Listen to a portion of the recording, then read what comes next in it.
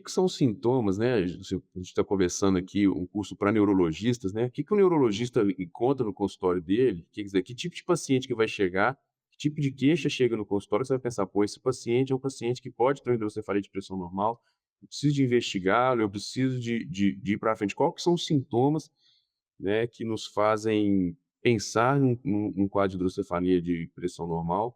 Dentro do paciente, né, dentro de consultório mesmo, geralmente é um paciente idoso, né, uma doença do idoso, hidrocefalia de pressão normal idiopática, mas, o que que são o que chama atenção? Porque afinal de contas, a gente tem outras doenças muito mais prevalentes, né, que podem acometer o paciente, doença de Alzheimer, doença de Parkinson, e como é que a gente, né, com esse paciente aqui é o que eu tenho que pensar.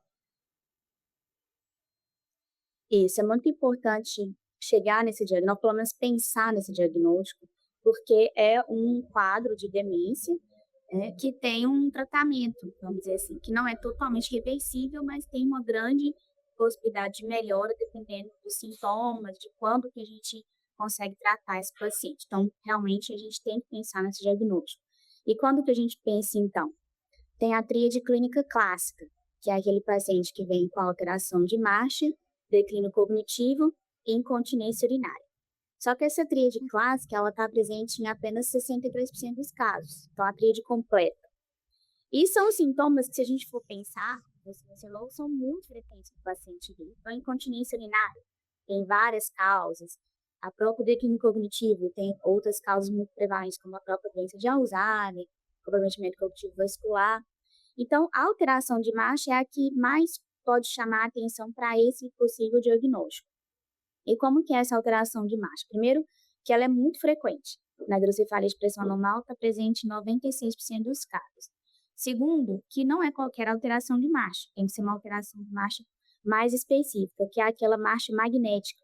Parece que o paciente está preso no chão. Ele fala que os pés estão colados no chão e ele não consegue movimentar os pés. Então, é uma marcha bem específica, diferente da marcha da doença de Parkinson, por exemplo, que é a marcha de passos curtos, ou a marcha, por exemplo, do comprometimento cognitivo vascular, que às vezes é uma marcha que pode ser espástica. Esse paciente ele tem uma marcha mais presa no chão, a gente chama também de apraxia de marcha, né? Parece que ele esqueceu como que anda, fica parado sem conseguir colocar o pé para frente. E isso desenvolve, assim, num tempo curto de tempo, né, então às vezes 1 ano, 2 anos, o paciente já está, por exemplo, na cadeira de rodas. Isso é muito atípico para a doença de Parkinson, por exemplo. Então a gente tem que suspeitar uma alteração de marcha de uma velocidade muito rápida de progressão, com essa marcha magnética, depois associada a comprometimento cognitivo e eventual incontinência urinária, a gente sempre tem que pensar na possibilidade de ser hidrocefalia de pressão normal. E se a gente pensar, a gente tem que pedir uma ressonância, né, o exame de imagem para ajudar a gente nesse diagnóstico. Me fale agora uma outra questão, Elisa, a gente tem, né, a gente tem a tríade clássica, né, que é o alteração de marcha, alteração cognitiva e disfunção urinária. Tem algum outro sintoma que pode vir junto e que ajuda a gente a reforçar o diagnóstico ou é a tríade clássica mesmo? Tipo alteração de motricidade ocular ou alteração de outros de esfíncter fecal, tem alguma alteração que chame a atenção, assim? Na verdade, existem estudos mostrando que os pacientes com hidrocefalia de pressão normal, idiopática, têm uma alta prevalência de apneia do sono.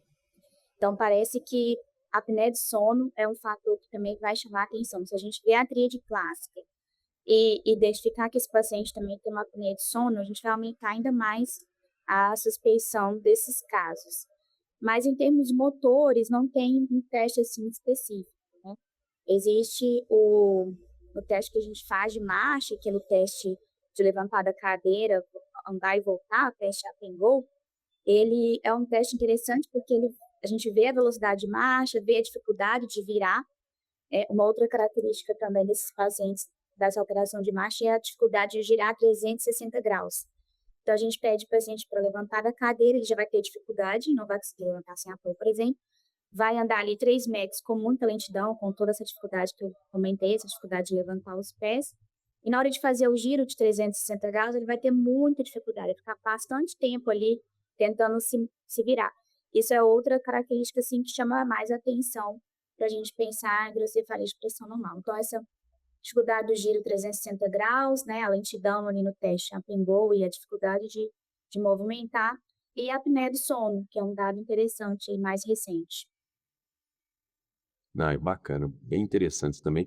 A apneia do sono, você me falando sobre a apneia do sono me faz pensar se não tem a ver com o fluxo linfático, como se é, né, se não tem até alguma coisa relacionada à fisiopatologia mesmo, né, assim, não entra em sono de ondas lentas, o fluxo linfático não funciona adequadamente, será que não reduz a absorção de líquido, né? Não sei se você conseguiu ver alguma coisa nesse sentido, assim, mas, né, elucubrando, assim. Exato.